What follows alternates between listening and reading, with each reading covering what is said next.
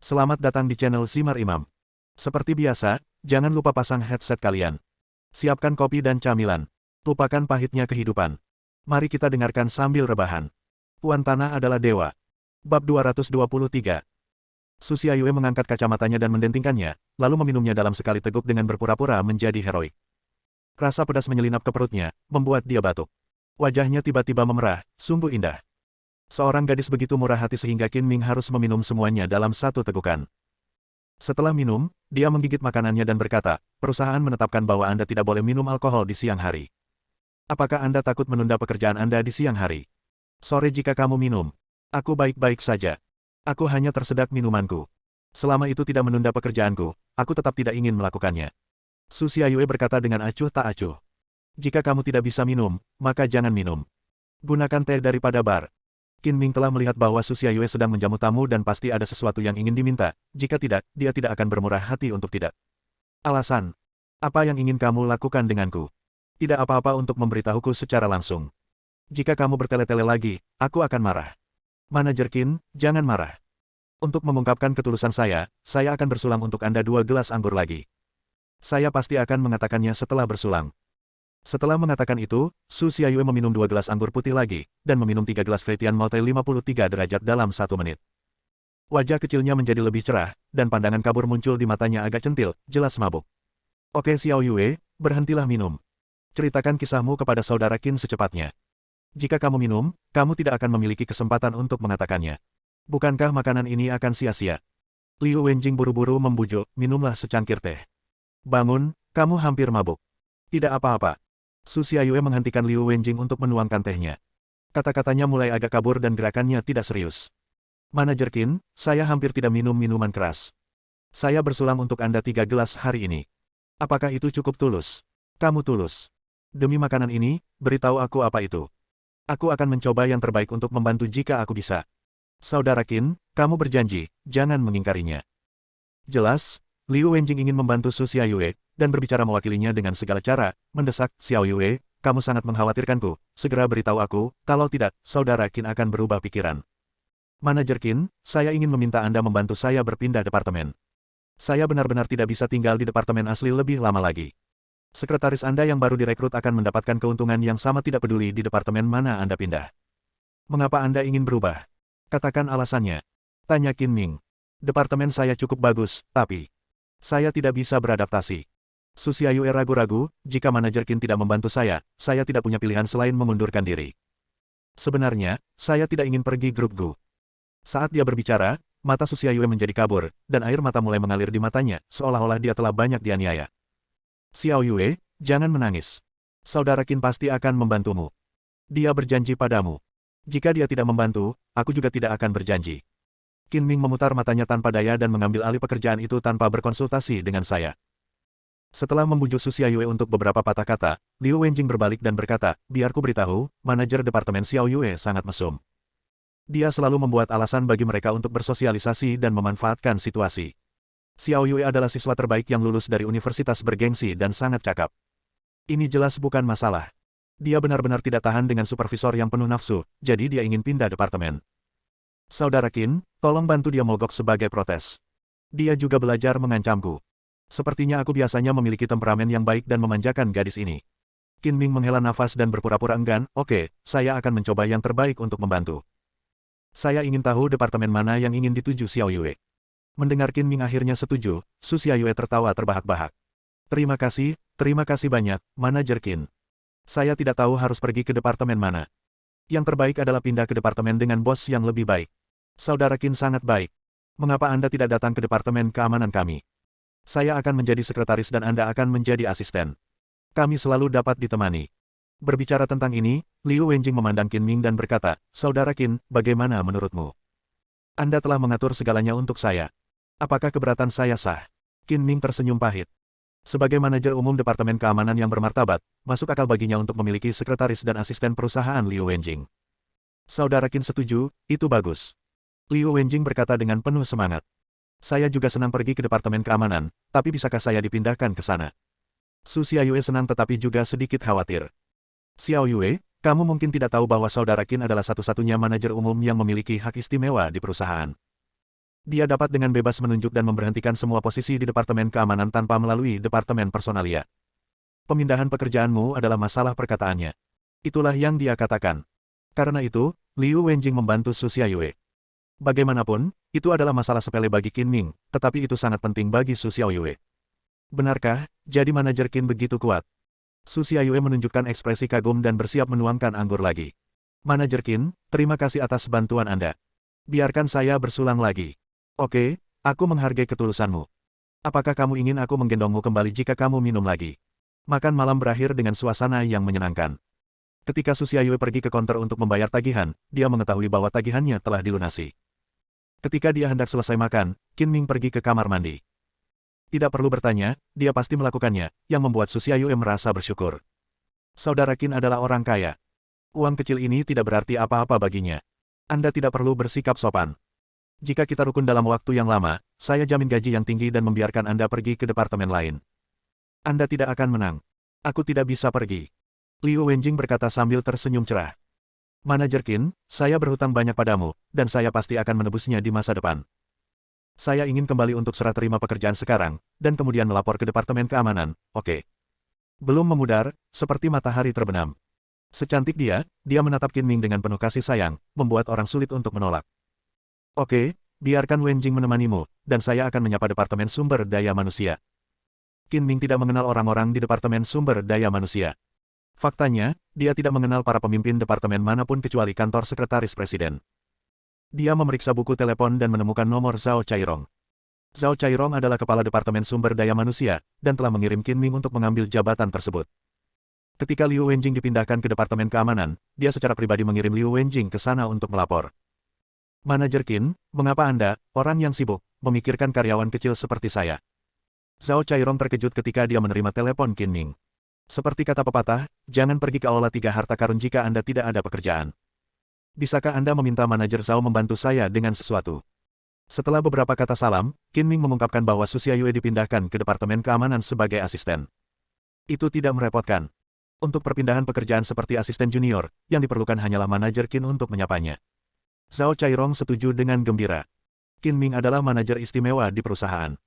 Tidak ada departemen yang tidak akan memberikan muka kepadanya, dan dia tidak dapat melakukan apapun demi itu. Seorang asisten kecil, dan menyinggung perasaannya. Kembali ke perusahaan, Liu Wenjing mengikuti Su Xiaoyue menjalani prosedur serah terima, sementara Qin Ming kembali ke kantor. Liu Wenjing berpikir bahwa Qin Ming telah mengaturnya dan prosedur serah terima Su Xiaoyue akan diselesaikan dengan mudah, tetapi dia pikir masalahnya terlalu sederhana. Manajer Sun dari Departemen Bisnis tempat Su Xiaoyue bekerja sama sekali tidak setuju untuk melepaskannya. Manajer Sun berusia 27 atau 80 tahun. Dia telah mencapai kemakmuran sejak dia memasuki grup Gu. Hanya dalam beberapa tahun, dia telah mencapai posisi supervisor, pamannya adalah manajer umum Departemen Bisnis dan direktur perusahaan.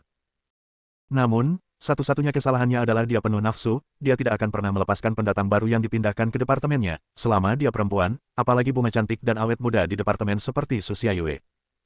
Saat pertama kali bertemu Su Xiaoyue, manajer Sun mengambil tindakan dan segera menggantikan asisten aslinya dan menjadikan Su Xiaoyue sebagai asisten barunya. Dia akan selalu membawa Su Xiaoyue bersamanya ketika dia ada acara sosial. Meskipun Supervisor Sun penuh nafsu, dia tidak berani bersikap agresif dan banyak memberi isyarat. Dia berpikir bahwa Su Xiaoyue adalah seorang mahasiswa yang baru lulus dan akan mudah untuk dihadapi dan dirayu.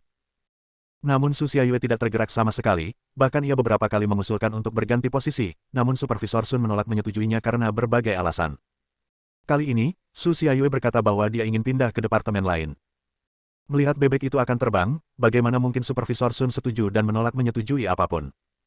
Menurutnya, selama tidak disetujui, pihak penerima hanya bisa menggantinya dengan orang lain.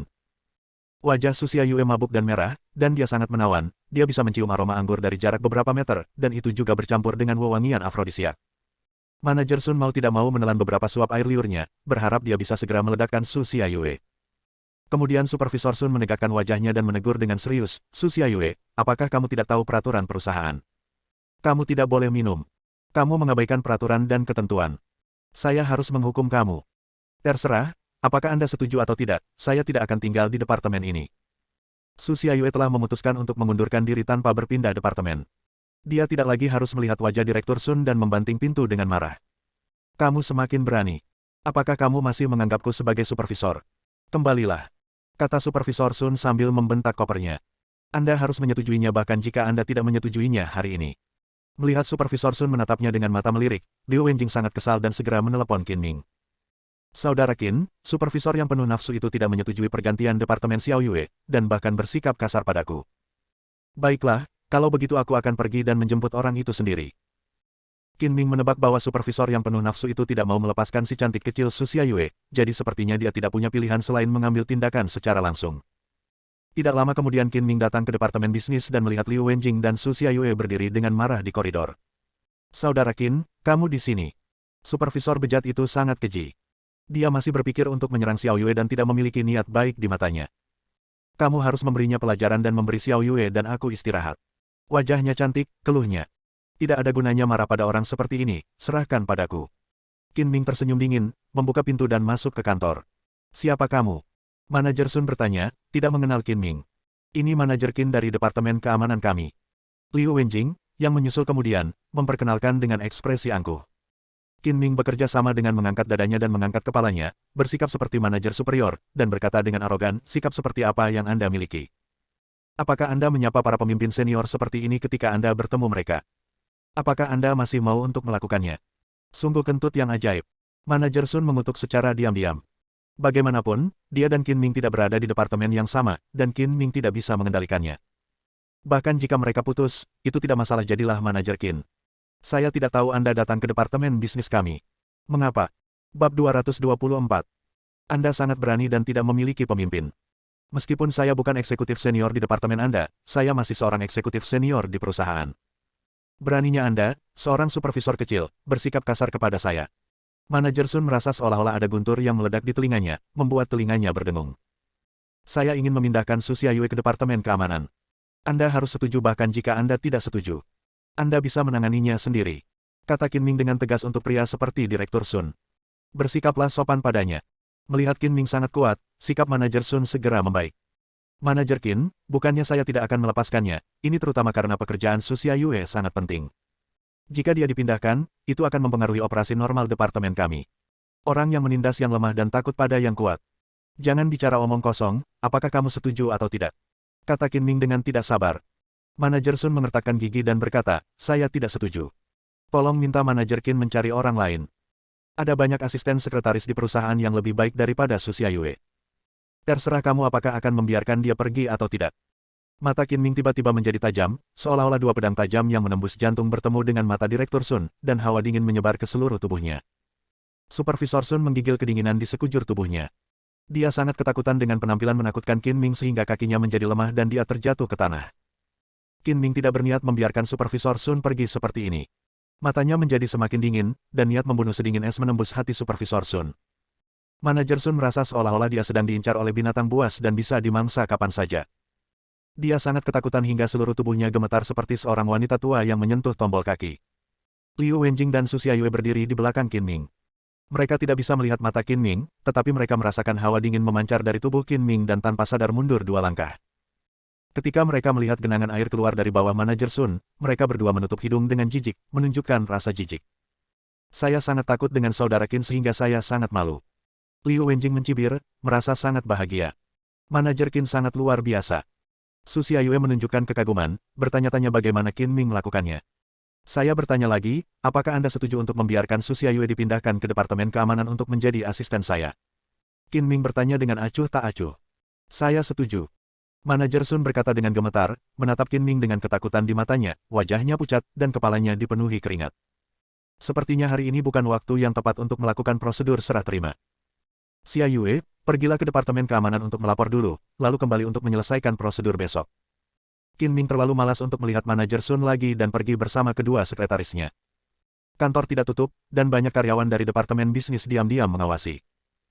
Ketika mereka melihat manajer Sun lumpuh di tanah tanpa berkata apa-apa, dan bahkan kencing ketakutan, mereka semua mulai berbicara dengan nada mengejek di unit bisnis sudah diketahui dengan baik. Manajer Sun tidak berani menemui siapapun. Dia ingin mencari celah di tanah dan merangkak masuk. Tidak lama setelah Qin Ming pergi, dia sadar. Selangkangannya terlalu basah untuk bekerja, dan dia terlalu malu untuk bertemu siapapun, jadi dia tidak punya pilihan selain bertanya kepada anggota staf dengan siapa dia dekat. Untuk membelikan beberapa pakaian untuknya. Manajer Sun tidak bisa menerima nada ini bagaimanapun caranya, tetapi sisi menakutkan Qin Ming telah meninggalkan bayangan yang tak terhapuskan di hatinya. Dia tidak berani menantang Qin Ming.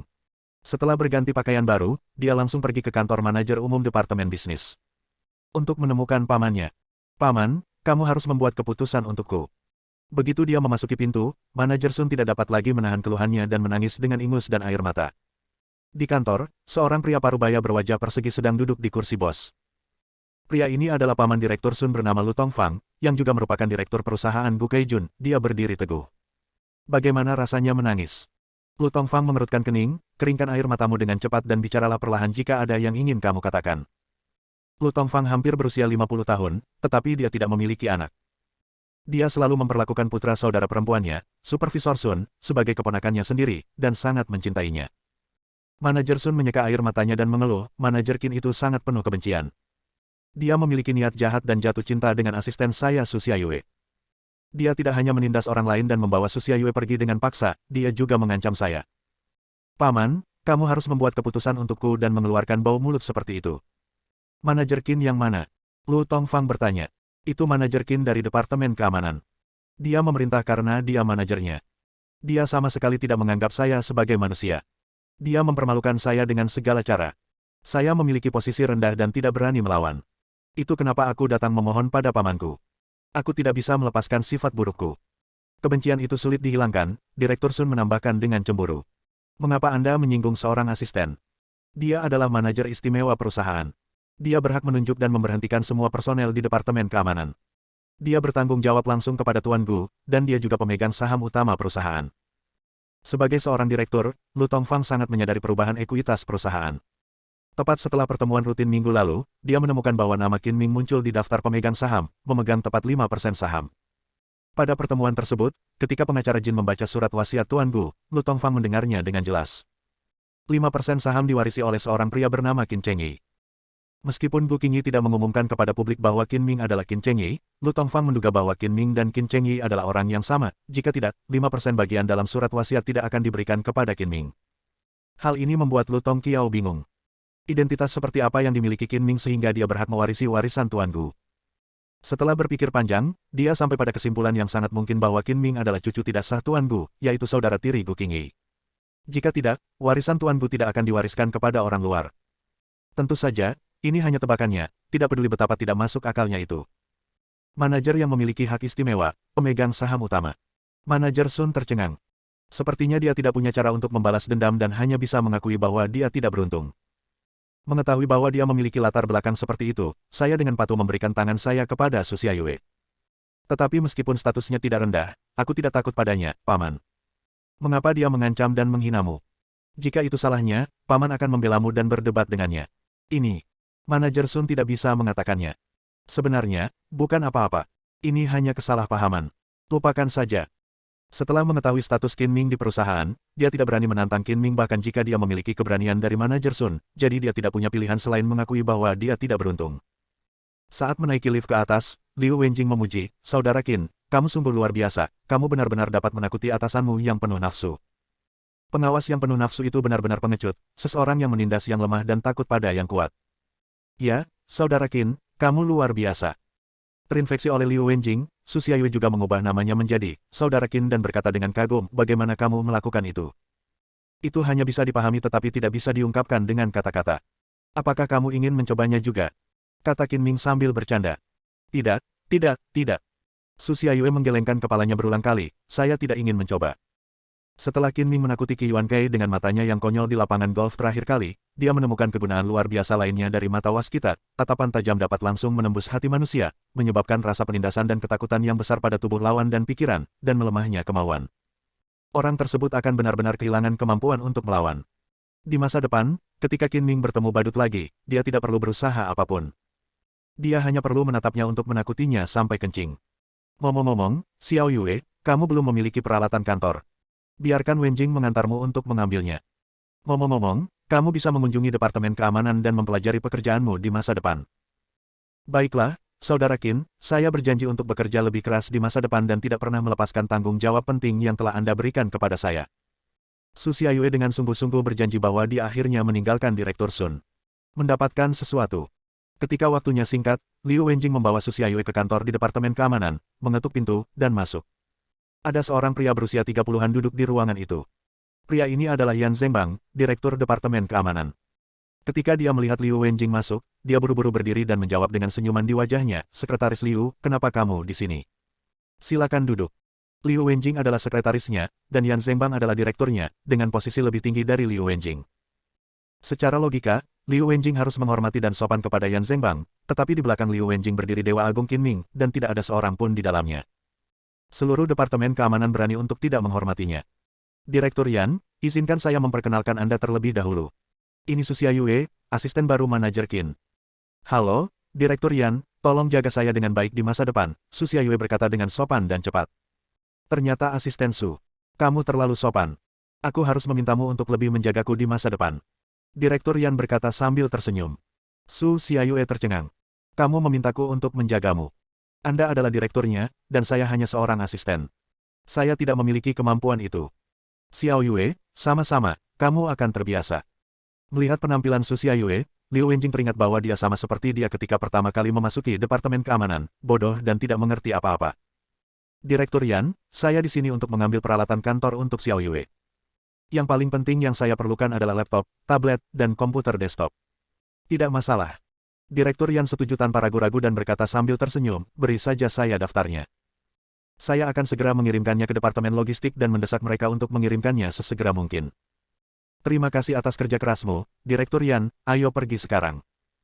"Ayo, kalian berdua, aku akan mentraktirmu minum teh suatu hari nanti ketika aku punya waktu." Direktur Yan secara pribadi mengirim kedua wanita cantik itu keluar kantor, dengan sangat sopan, seperti Qin Ming yang datang sendiri. Baik dia maupun siapapun di Departemen Keamanan tidak berani menyinggung sekretaris kecil Qin Ming. Selama Liu Wenjing membocorkannya, pekerjaan mereka akan hilang. "Kamu membutuhkan 3 komputer, dan kamu melewatinya dengan begitu mudah." Su Xiaoyue agak sulit dipercaya. Seorang asisten kecil sebenarnya dilengkapi dengan 3 telepon. "Xiaoyue, jangan bodoh." Liu Wenjing berkata sambil tersenyum, "Bukankah sudah kubilang padamu? Saudara Qin adalah manajer istimewa Departemen Keamanan. Dia dapat menunjuk dan memberhentikan semua posisi di Departemen Keamanan sesuka hati. Dia setara dengan kaisar setempat, dan kami tidak ada yang berani peduli dengan orang-orang di sekitar kaisar bahkan jika mereka berjalan-jalan di Departemen Keamanan. Anda akan terbiasa dalam beberapa hari." "Benarkah?" Su Xiaoyue tiba-tiba merasa seolah-olah dia telah memasuki honeypot dari jurang segala kejahatan. Setelah semua kesulitan, dia akhirnya mengikuti pemimpin yang tepat. Bersambung.